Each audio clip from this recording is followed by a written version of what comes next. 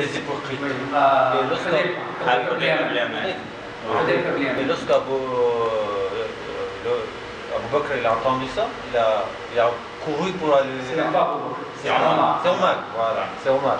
Il est couru pour aller demander s'il n'était pas dans la liste. Oui, c'est pour montrer que même eux, quand ils avaient été dans la liste de Jannah, Omar me demande chaque fois, est-ce que mon nom est parmi dans la liste? Dans la liste. Parce que c'était quelqu'un. À la fin, lorsqu'elle a demandé plusieurs fois, elle dit non, ton nom n'est pas inscrit dans la liste, mais je regrette de le dire, mais je ne le dirai à personne après toi. C'est ça. Donc, franchement, si Omar il avait peur, alors moi, je suis foutu. L'hypocrisie, c'est un sujet sensible. C'est un sujet sensible. Wallah. Parce que les gens, parfois, ils font des choses, ils ne savent pas qu'ils le font. Voilà. Mais pour eux, ils le font bien. Et pourtant, il faut essayer de ne pas avoir ces choses. Et n'insulter personne, d'être hypocrite. Vous le laissez à Allah. On s'arrête ici.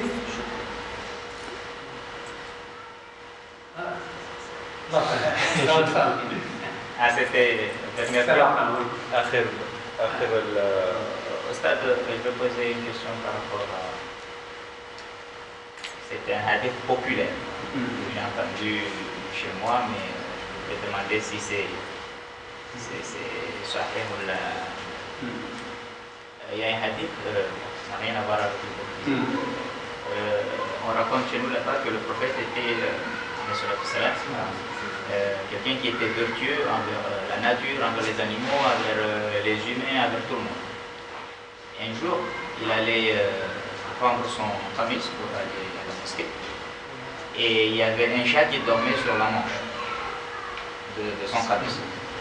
Et pour ne pas réveiller le chat, il a découpé la manche pour aller recoudre après, mais il n'a pas réveillé le chat, il l'a laissé dormir en manche de son camis et il est parti plus.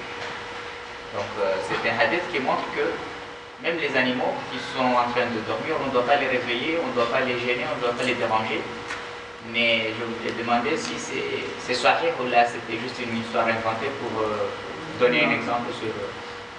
L'histoire est vraie, mais pas au prophète. Pardon? Non, c'est une histoire vraie. Salam alaikum. C'est une histoire vraie, mais il ne s'agit pas d'un chat, il s'agit d'une chatte. Une chatte qui était grosse, qui était en grossesse et qui était dans l'action de Misbah. C'est petit. Alors, au moment où il avait les douleurs, alors notre prophète sallallahu alayhi wa sallam, Imam al-Rahma, alhamdulillah, wa shukrullah ala ni'mat al-Islam, c'est-à-dire, elle a laissé comme ça faire sa misbah. Pour les êtres humains, on dit l'accouchement. Pour les animaux, on dit la misbah. Sa misbah, tranquillement, tranquille, pas des complications, quoi que ce soit. C'est pourquoi il a coupé son djellaba. C'est à partir de ce moment-là qu'il y a maintenant slam. Parce qu'avant, c'était pas des slams, c'était des djellaba, comme ça. Il a coupé, c'est-à-dire pour la laisser, pour la couvrir. Oui, pas de non, c'est une histoire, c'est à partir de ce moment-là que maintenant les gens ils mettent slam au-dessus des djellaba. Il y a aussi un alim c'est la même histoire. Il a pris le déjeuner, il a pris la sieste en attendant l'heure pour l'astre. Alors l'heure de la salat arrive et se met debout et il y a le chat qui dort dans sa manche. Alors il a coupé la manche et il a tiré la main. Il est allé faire la salade et lorsqu'il revient, le chat est parti et là, il a poursuivi.